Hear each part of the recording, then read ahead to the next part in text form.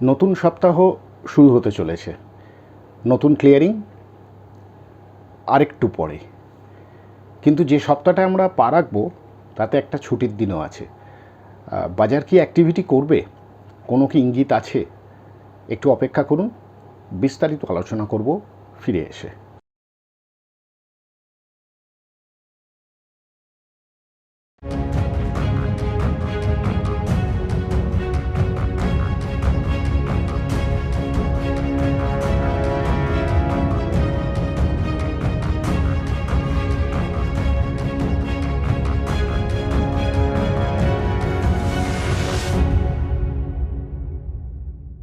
Welcome back to my YouTube channel. আমি শান্তনু, আপনাদের সবাইকে স্বাগত জানাচ্ছি টেক টক উইথ শান্তনু সেনে। শেয়ার বাজার সংক্রান্ত বাংলায় টেকনিক্যালসের পরিপ্রেক্ষিতে বাজারের কিছু খুঁটিনাটি তথ্য, শিক্ষামূলক দিক থেকে টেকনিক্যালসের কিছু তথ্য এবং নানান দিক থেকে ভারতীয় শেয়ার বাজার কোথায় অবস্থান করছে তারই আলোচনা করি এই ইউটিউব ব্লগের মাধ্যমে। আশা করছি আপনারা সবাই খুব ভালো আছেন, বাজারের র্যালি এনজয় করছেন। সূচক যেখানে বন্ধ হয়েছে দুটোই ক্লোজিং বেসিসে সব থেকে উঁচুতে। নিফটি নতুন হাই করে ফেলেছে, ব্যাংক নিফটি এখনও নতুন হাই করেনি।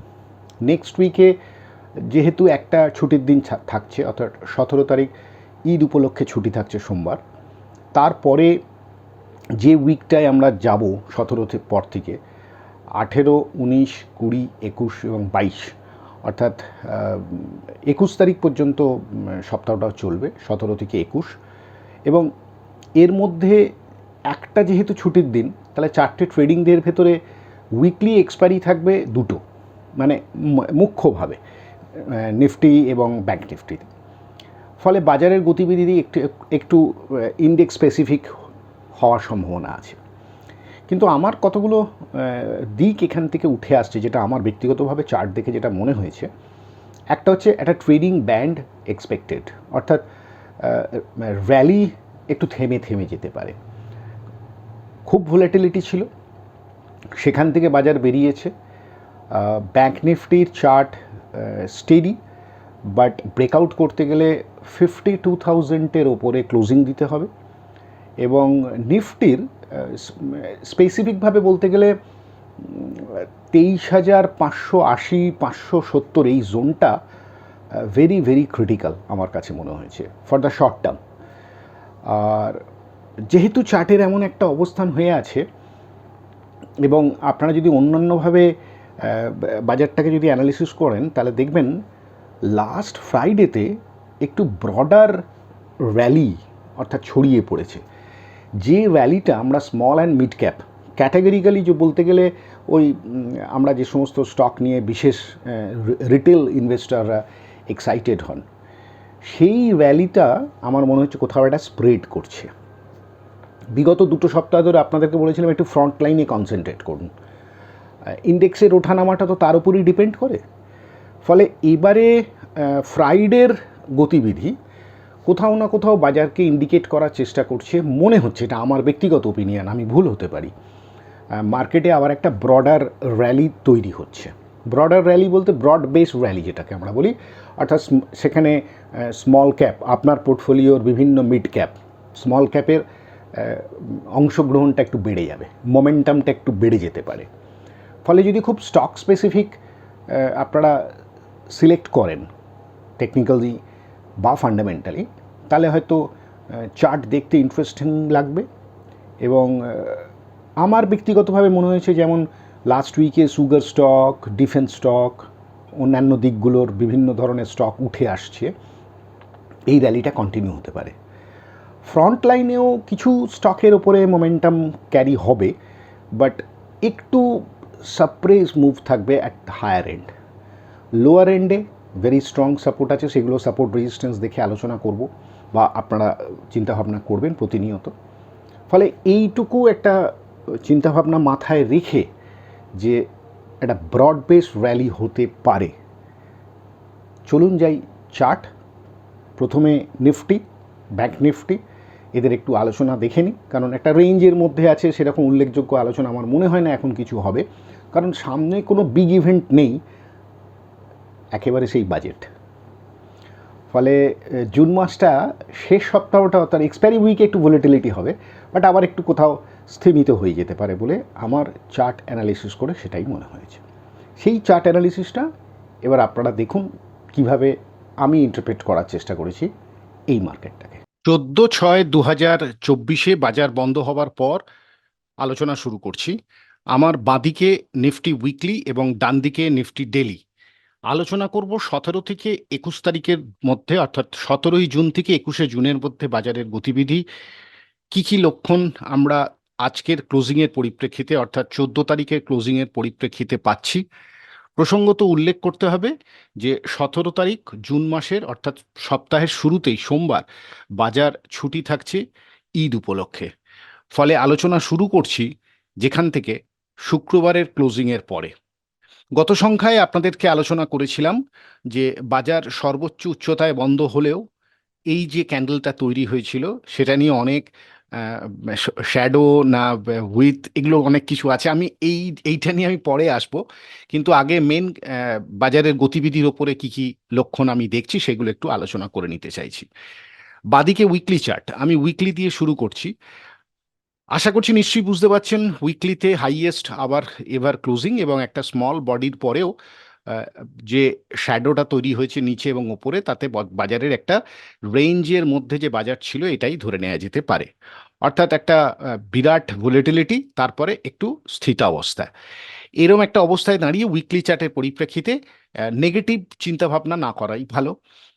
আমি এখানে দুটো মুভিং অ্যাভারেজ ড্র করেছি। রেড হচ্ছে 9 উইকলি এক্সপোনেনশিয়াল এবং ব্লু লাইন এবং গ্রিন লাইনটা যথাক্রমে 13 আর 26, যেটা বাই ডিফল্ট আমি আমার সিস্টেমের মধ্যেই ইউজ করি।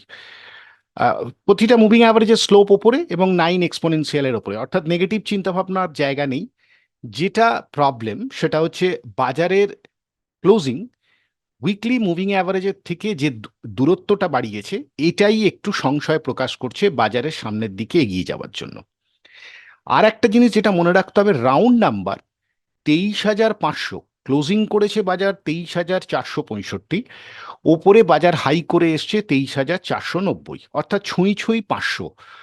আগামী সপ্তাহে বাজারের গতিবিধিতে আমার চার্ট দেখে যেটুকু অবজারভেশন হচ্ছে, 23,500 থেকে 23,600-র মধ্যে দু একটা জায়গা 23,550 হতে পারে, 23,580 হতে পারে। মানে এই জোনটায় আমরা হায়ার লেভেলে একটু সাবধান থাকার চেষ্টা করব। তার দুটি কারণ, একটি হচ্ছে অসম্ভব বড় ভোলেটিলিটির পরে বাজারের স্থিতাবস্থা, এবং নেক্সট উইকে ট্রেডিং সেশনে আমরা একটি ট্রেডিং সেশন কম পাবো, অর্থাৎ সোমবার ছুটি আছে। ফলে তার পরের সপ্তাহে আবার একটু ভোলেটিলিটি দেখা যেতে পারে ফর এক্সপায়ারি। উইকলি এমএসিডির যে অবস্থান very very interesting, very very interesting. যারা এমএসিডি নিয়ে কাজ করেন বা এমএসিডির চিন্তাভাবনা করেন, তাতে স্লোপ যেভাবে আপওয়ার্ডে মোমেন্টাম তৈরি করেছে সেটা যথেষ্ট আমার কাছে পজিটিভ, এবং পজিটিভ ইন দ্যাট সেন্স দুটো উইক পজিটিভ, অর্থাৎ এইখানে একটা উইক হয়েছিল, তারপরের সপ্তাহে আবার নেগেটিভ ছিল। গত 2 সপ্তাহের পরিপ্রেক্ষিতে আমরা যদি কম্পেয়ার করি তাহলে এই সপ্তাহের স্লোপ আগের সপ্তাহ থেকে বেশি। আগের সপ্তাহ যেটা বিগত সপ্তাহের স্লোপটা প্রিভিয়াস যে উইকটা যেটা নিচে বন্ধ হয়েছিল তার থেকে, নেক্সট উইকে যদি স্লোপটা ওপরে থাকে আমি আরও একটু বেশি পজিটিভ চিন্তাভাবনা করতে পারি সূচকের পরিপ্রেক্ষিতে। তবে এই চিন্তাভাবনাটা আরও প্রকাশ পাবে উইকলির পরে, যখন মান্থলি জুন মাস আমাদের এক্সপায়ারি শেষ হয়ে ক্লোজিং হবে, অর্থাৎ জুন মাসের মান্থলি ক্লোজিং হবে, নট এক্সপায়ারি, মান্থলি ক্লোজিং হবে। তো যাই হোক, পজিটিভিটি আছে। ওপরের দিকে বাজার কিন্তু একটা ট্রেডিং ব্যান্ডে আবার আটকে যেতে পারে, যদিও খোলা আকাশ থাকছে। মোমেন্টাম ক্যারি হতে গেলে এই ধরনের জায়গায় যেটার প্রয়োজন সেটা আমি ডেলি চার্টের পরিপ্রেক্ষিতে আলোচনা করার চেষ্টা করছি। নিচে যেভাবে সাপোর্ট এরিয়া তৈরি হয়েছে, very very strong support area, যথাক্রমে 22,500, 22,400 রাউন্ড নাম্বারে আলোচনা করলাম।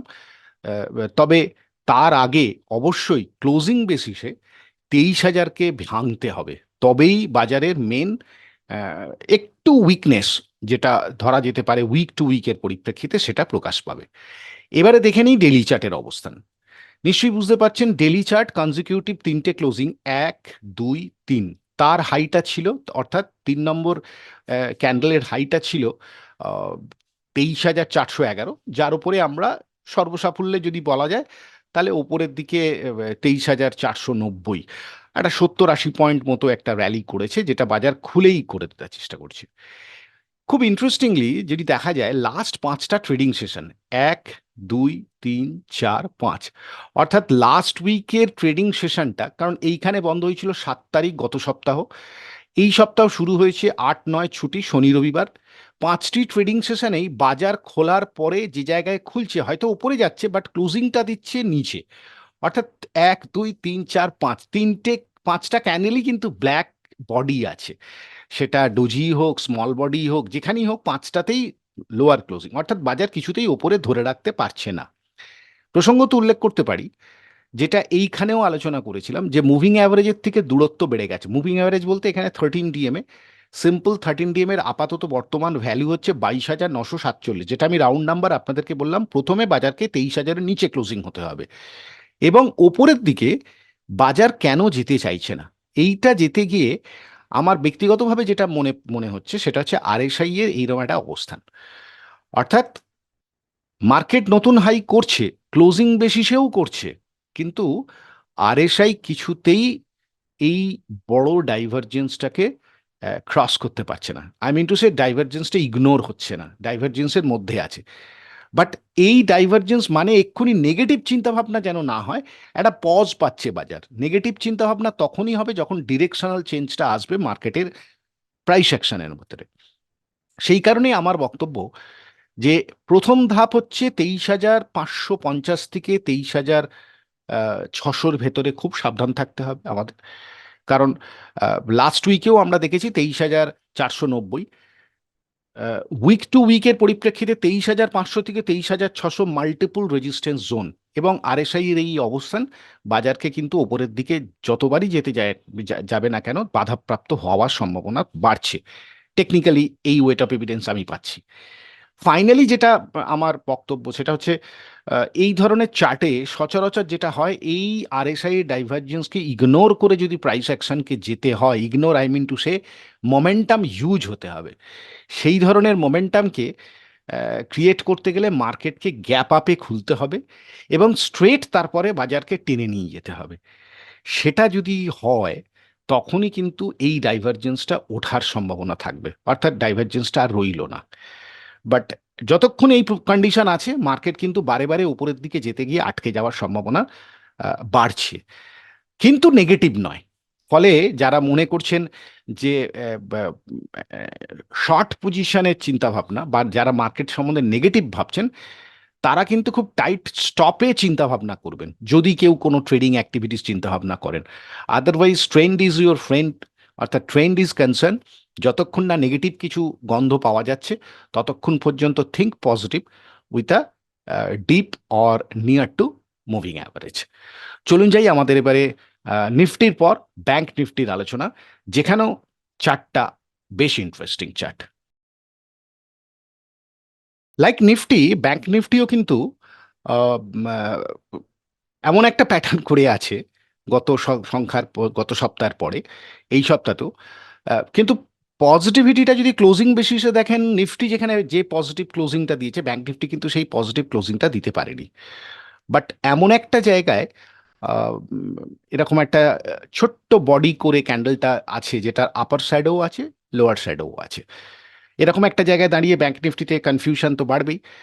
মোমেন্টাম এখনো ওপরের দিকে আছে, কারণ মুভিং অ্যাভারেজের স্লোপ 9 এক্সপোনেনশিয়ালের ওপরে ক্লোজিং, 1326 তো বুঝতেই পাচ্ছেন কোনখানটা মার্কেট হিট করেছিল, এবং সেই স্লোপটা এখনো কন্টিনিউ হচ্ছে। উইকলিতে যেটা ব্যাংক নিফটিতে ডেভেলপ হয়েছে সেটা আবার একটু নিফটির থেকে আলাদা, সেটা হচ্ছে মুভিং অ্যাভারেজের পর আমরা যদি এমএসিডির স্লোপটা দেখি তাহলে 1, 2, 3, 4, অর্থাৎ এই স্লোপটা এখানে শেষ হওয়ার পর যে মোমেন্টামটা ধরেছে সেটা কিন্তু কন্টিনিউ করছে, অর্থাৎ স্লোপটা একটু আপওয়ার্ড টেন্ডেন্সি আছে। সেই হিসেবে দেখতে গেলে ব্যাংক নিফটির মোমেন্টামটা ক্যারি হবে যখন ব্যাংক নিফটি 51,133 রাউন্ড নাম্বার 51,200-র ওপরে মোমেন্টামটা তৈরি করবে। মানে গোল গোল রেজিস্ট্যান্স নাম্বার যদি মনে রাখতে হয় তাহলে 51,200, 51,200, নিচে এই সমস্ত জায়গাগুলো না ভীষণ স্ট্রং সাপোর্ট এরিয়া তৈরি হবে। প্রথম কথা হচ্ছে উইকলি 9 এক্সপোনেনশিয়ালের ভ্যালু আপাতত 48,900 রাউন্ড নাম্বার। তারপরে তো এইসব জায়গাগুলো আছে 48,000। ফলে ভোলেটিলিটি দুটো ইন্ডেক্সের ক্ষেত্রেই আমার যেন একটু কম্প্রেস মোডে লাগছে। বাট এক্সপায়ারি উইক অর্থাৎ পরবর্তী সপ্তাহে, নেক্সট উইক তার পরের সপ্তাহে, যেটা 24 থেকে 28-এর মধ্যে থাকবে, 27-এ এক্সপায়ারি থাকবে জুনের, সেই উইকটায় একটু ভোলেটিলিটি আবার বাড়তে পারে। বাট নেক্সট উইক অনওয়ার্ড একটা ছুটির দিন সঙ্গে নিয়ে একটু ইন্ডেক্স স্পেসিফিক চাপে থাকবে বলে আমার ধারণা। হায়ার এন্ডে বারবার সেলিং বা একটা প্রফিট বুকিং থাকবে। কোনো নেগেটিভ চিন্তাভাবনা আপাতত না করাই ভালো। Daily chart is concern, Nifty bank নিফটির মতোই মোমেন্টামে আছে। ব্যাংক নিফটি গত সংখ্যায় যখন আলোচনা করেছিলাম, 1 2 3 তিনটে ক্লোজিং ওপরে ছিলই। লাস্ট 5টা ট্রেডিং সেশন 1 2 3 4 5, নিশ্চয়ই বুঝতে পারছেন এখানেও ওই একটা দিনই একটু পজিটিভ ক্লোজিং ছিল ওপেন ক্লোজিং এর মধ্যে, সেটা একটু হোয়াইট আছে। আর বাকি দিনগুলো ডোজি বা ব্ল্যাক ক্যান্ডেল কিছুতেই ওপরের দিকে যেতে চাইছে না। 50,200 এই জায়গাটা গেলেই একটা করে সেলিং আসছে। উইথ ফিল্টার 50,300-র ওপরে ক্লোজিং হলে তবে এই আলটিমেট যে স্পাইকটা তৈরি করেছিল রেজাল্টের আগের দিন, সেই জায়গাটায় ক্রস করতে হবে। সেই জন্য আমি 52,000-কে রাউন্ড নাম্বার হিসেবে ধরছি, যে এখানের বিগ বিগ রেজিস্ট্যান্স থাকবে। এই রেজিস্ট্যান্সটা কখন ক্রস করছে সেটাই আমাদের লক্ষ্য থাকা উচিত, কারণ তারপরেই হয়তো মোমেন্টামটা ক্যারি হতে পারে ওপরের দিকে। যতক্ষণ না যাচ্ছে, লাইক নিফটি, ব্যাংক নিফটির আরএসআইও কিন্তু এরকম একটা জায়গায় দাঁড়িয়ে আছে। ফলে ডাইভারজেন্স তুলতে গেলে বা এটা যতদিন থাকবে একটু প্রবলেম হবে মোমেন্টাম ক্যারি করতে। আগেই বললাম যে ডাইভারজেন্স তুলতে গেলে এখানে কিন্তু মার্কেটকে হিউজ মোমেন্টামে ওপরের দিকে যেতে হবে এবং ক্লোজিং দিতে হবে। সেটা তখনই সম্ভব আহ, বিরাট কিছু পজিটিভ নিউজ এবং মোমেন্টাম গ্যাপ আপ করে খুলে বন্ধ হতে হবে। তার আগে পর্যন্ত অন্তত পরবর্তী সপ্তাহে আবার একটা রেঞ্জ ট্রেডিং সপ্তাহের জন্য আমরা মানসিকভাবে তৈরি হতে পারি। চলুন যাই আমাদের পরবর্তী অধ্যায়। এবারের অধ্যায় সাপোর্ট রেজিস্ট্যান্স। গত সপ্তাহে দিতে পারিনি, এই সপ্তাহে ওই জন্য একটা উইকলি সাপোর্ট রেজিস্ট্যান্স, যেটা নিফটি, ব্যাংক নিফটি এবং ফাইন্যান্সিয়াল নিফটি স্পটের পরিপ্রেক্ষিতে আলোচনা করছি।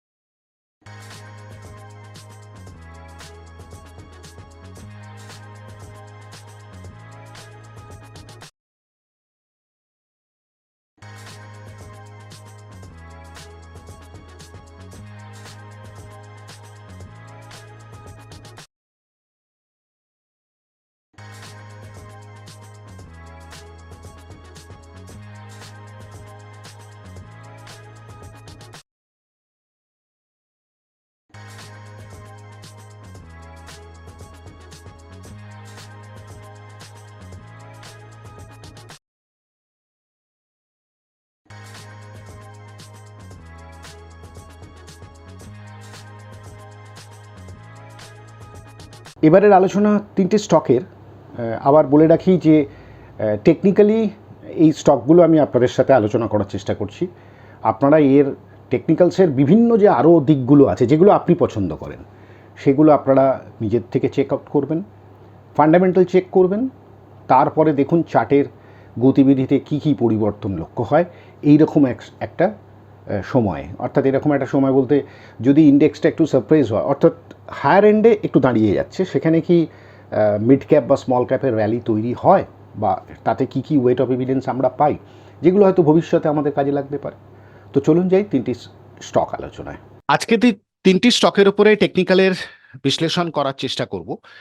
তিনটি স্টকের নাম যথাক্রমে কেম বন্ড কেমিক্যাল, জয় কর্পোরেশন, লোকেশ মেশিনস। তিনটি স্টকই টেকনিক্যালি বিশ্লেষণ করার চেষ্টা করছি, কোনো ধরনের রেকমেন্ডেশনের কথা ভাববেন না। এবং অবশ্যই চার্টগুলো আপনারা যেমন স্টাডি করবেন আপনাদের মতো করে, আমি যেগুলো অ্যাপ্লাই করছি সেগুলো ডিসকাস করার চেষ্টা করছি, সঙ্গে আপনারা আপনাদের মতো করে চার্ট অ্যানালিসিস করবেন এবং ফান্ডামেন্টাল অ্যানালিসিস করতে অবশ্যই ভুলবেন না। তো প্রথমে কেম বন্ড কেমিক্যাল নিয়ে একটু আলোচনা করি। আহ, নিশ্চয়ই প্রাইস অ্যাকশনটা দেখে বুঝতে পারছেন একটা ক্লাসিক্যাল আপ ট্রেন্ডের মধ্যে যাওয়ার চেষ্টা করেছে এবং সেটা কন্টিনিউ হচ্ছে। 1326 এখনো পর্যন্ত since 2022 September onward cross down হয়নি। যতবারই মিড পয়েন্ট হিট করেছে এবং সময় কাটিয়েছে তারপর থেকেই মোমেন্টাম ক্যারি হয়েছে, এবারেও তাই হয়েছে। মাঝে এই যে গ্যাপ জায়গাটা আছে, আমি এই দুটো বড় বড় করে রেখে দিয়েছি এই কারণে আপনাদের কোনো সময় যদি এই ধরনের স্টকের ফিজল আউট হয়ে যাওয়ার সম্ভাবনা থাকে অর্থাৎ ট্রেন্ডের পরিপ্রেক্ষিতে, এই জায়গাগুলো কিন্তু ভেরি স্ট্রং সাপোর্ট এরিয়ার কাজ করতে পারে, বিকজ গ্যাপের এখন আমরা ওপরের দিকে আছি। নেক্সট পয়েন্ট হচ্ছে, আমি এটা উপরে গ্রিন লাইন ড্র করেছি। এই গ্রিন লাইনটা হচ্ছে এভার হাই ক্লোজিং। এবারে যে ক্যান্ডেলটা তৈরি হয়েছে নিশ্চয়ই বুঝতে পারছেন, ক্যান্ডেলের ভেতরে ক্লোজিং তো বটেই এবং আগের যে হাই আছে সেটাকেও ক্রস করেছে। ফলে ক্লোজিং বেসিসে হাইয়েস্ট ক্লোজিং এবং নতুন হাই তৈরি করেছে এই উইকে। তার আগের ক্যান্ডেলটার গতিবিধি নিশ্চয়ই বুঝতে পেরেছেন। 1326-এর স্লোপ আপওয়ার্ড আছে। এখন টেকনিক্যালি কিভাবে ম্যানেজ করবেন বা কোথায় সাপোর্ট আসতে পারে, কিভাবে মোমেন্টাম ক্যারি হবে, সেটা কিন্তু আমাদের পর্যায়ক্রমে প্রতিদিনের টেকনিক্যাল চার্ট লক্ষ্য করতে হবে। আরও একটা জিনিস প্রাইসের সাথে যেটা দেখার বিষয় আছে সেটা হচ্ছে, এইখানে যখন ক্লোজিংটা হয়েছিল উইকে, সেই উইকে আমাদের ভলিউম ছিল 6,21,356, আর এই উইকে ক্লোজিং হয়েছে 7,05,000। সামান্য ভলিউম ডেভেলপ হয়েছে বলে আমাদের মনে করা যেতে পারে বা দেখতে পাচ্ছি। এরপরে follow up buying, follow up momentum depend করবে প্রাইস অ্যান্ড ভলিউমের অ্যাকশনের উপরে।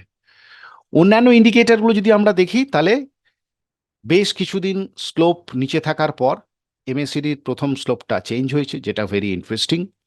উইকলি আরএসআই এবং স্টোক্যাস্টিক্স যথাক্রমে মোমেন্টাম ক্যারি করার জন্য একটু হলেও দাঁড়িয়ে আছে মোমেন্টামের ঠিক জায়গায়, যেখানে মোমেন্টামটা ক্যারি হলেও হতে পারে। ফলে নেক্সট উইক অনওয়ার্ড এই চার্ট বিশ্লেষণ করার পর রেডার লিস্টে লিখে চার্টগুলো আমাদের পর্যবেক্ষণ করা উচিত। কোনো ধরনের বাই বা সেলের রেকমেন্ডেশন আমি এখানে করছি না। সেকেন্ড স্টক, জয় কর্পোরেশন। জয় কর্পোরেশন স্টকটি পুরনো স্টক, কিন্তু আর নিশ্চয়ই আপনারা জানেন যে এই ধরনের চার্টের ভেতরে যে মোমেন্টাম তৈরি হয় হঠাৎ হঠাৎ করে, সেটাই এই উইকে তৈরি হয়েছে। 1326 কেসিং পয়েন্ট থেকে বেরিয়ে গেছে এবং ক্লোজিং যথেষ্ট ভালো। আপাতত যেখানে ক্লোজিং তার পরিপ্রেক্ষিতে এমএসিডি স্লোপ নেগেটিভ থেকে পজিটিভ বার যথেষ্ট ডেভেলপ করেছে। আরএসআই এবং স্টোক্যাস্টিক্স দেখে নিশ্চয়ই বুঝতে অসুবিধা হচ্ছে না মোমেন্টাম কোন দিকে আছে বা মোমেন্টাম ক্যারি হতে পারে কিনা। নিচের যে ভলিউম বারটা দেখছেন সেটা বিগত নভেম্বরের পর থেকে আমার মনে হয় this is the highest weekly volume.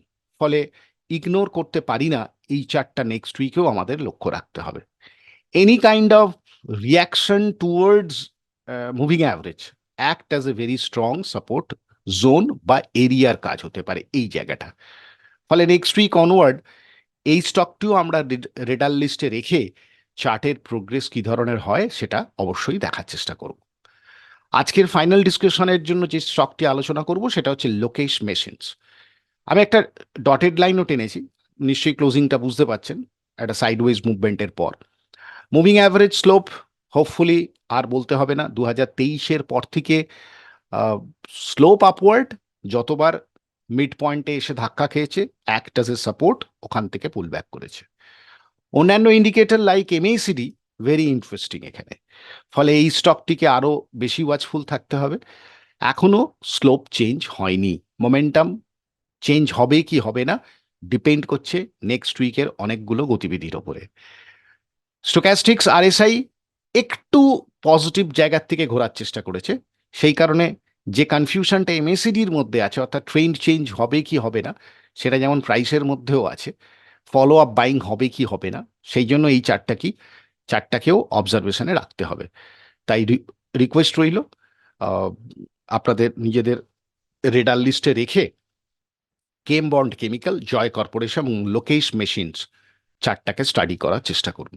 এবং অবশ্যই শিক্ষামূলক দিক থেকে এই ধরনের চার্ট স্টাডি আপনাদের আগামী সময় এই ধরনের বিভিন্ন ধরনের প্রাইস অ্যাকশনের অন্য স্টকের উপরে প্যাটার্ন আপনাদেরকে সম্ভবত আগামী দিনে হেল্প করতে পারে বলে আমার ধারণা।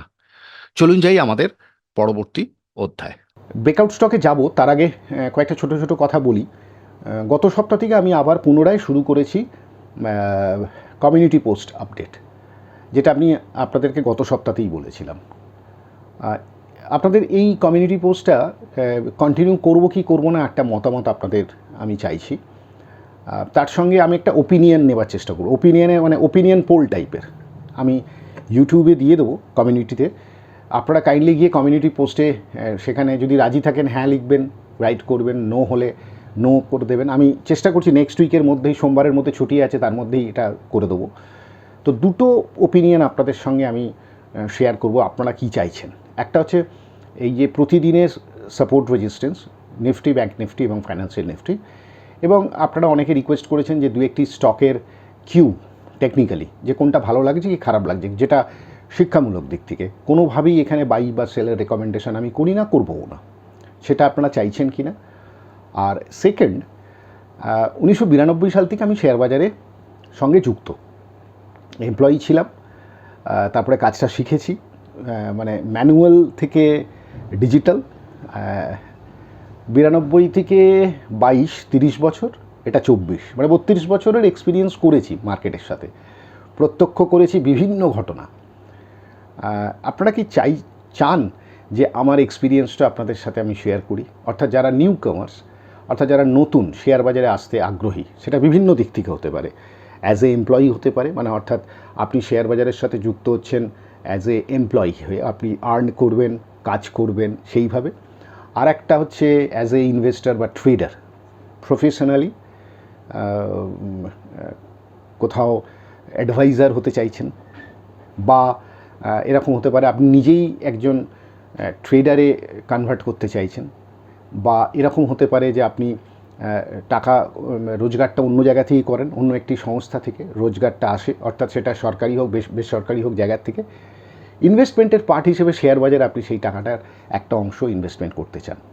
তো আমার এই এক্সপিরিয়েন্সটা আমি আপনাদের সাথে শেয়ার করতে পারি, আপনাদের ওপিনিয়ন চাইছি। হ্যাঁ, আমি খুব বিরাট লেজেন্ডারি কেউ নয় যে আমার ওপিনিয়ন আপনাদেরকে বিরাট কাজে লাগবে, তবে কোথাও কোথাও মনে হয়েছে খুব ক্লোজ থেকে শেয়ার বাজারকে প্রত্যক্ষ করেছি। তো যদি আপনারা চান তাহলে প্রতিদিন একটা আলাদা সেগমেন্ট করব, আলাদা সময়, এই শনিবারে নয়, মানডে টু ফ্রাইডের ভেতরে কোনো একটা দিন স্পেসিফিক থাকবে, 10 মিনিটে মানে আমার চোখে শেয়ার বাজার ধরুন, যে আমি কী কী জিনিস দেখেছি, কীভাবে উপলব্ধি করেছি, সেটা কি আপনারা চান? তাহলে আমি সেটা ওপিনিয়ন পোলে মাধ্যমে আপনাদেরকে জানাতে রিকোয়েস্ট করছি। আমি অপশান দেব, আপনারা কাইন্ডলি ওপিনিয়নটা কমিউনিটি পোস্ট চেক করবেন, তাহলেই দেখতে পেয়ে যাবেন। তো একটু সময় নিয়ে নিলাম এই কথাগুলো বলার জন্য। এবারে যাচ্ছি ব্রেকআউট স্টকে, কারণ ব্রেকআউট স্টকে এবারে এমন এমন স্টক এসছে এবং এত পরিমাণে এসছে যেটা আমার মনে হয়েছে এবার হয়তো ব্রড বেস র্যালি তৈরি হলেও হতে পারে, এটা একটা কিউ বলতে পারেন। তো এই কিউগুলো আপনারা কিভাবে কাজে লাগাবেন সেটা দেখুন। বাংলায় প্রায় 49 এবং হিন্দি ভার্সনে থাকছে 21টি, তো সব মিলিয়ে প্রায় 41-42টি ব্রেকআউট স্টক। আপনাদেরকে একটু টেকনিক্যালি আপনাদেরও কাজ করতে হবে, চর্চা করতে হবে, তবে তার আউটকামটা বেরোবে আর কি। তবে কোনো জিনিসই শর্ট টার্মে ভাববেন না যে এই চারটা অ্যাপ্রিসিয়েট হবে, একটু লঙ্গার টাইম ফ্রেমে ভাবুন। টিল বাজেট মার্কেটের অ্যাক্টিভিটিসটা একটু অন্য ধরনের ইঙ্গিত বহন করছে বলে আমার ব্যক্তিগত ধারণা। চলুন যাই এবারে ব্রেকআউট স্টকে।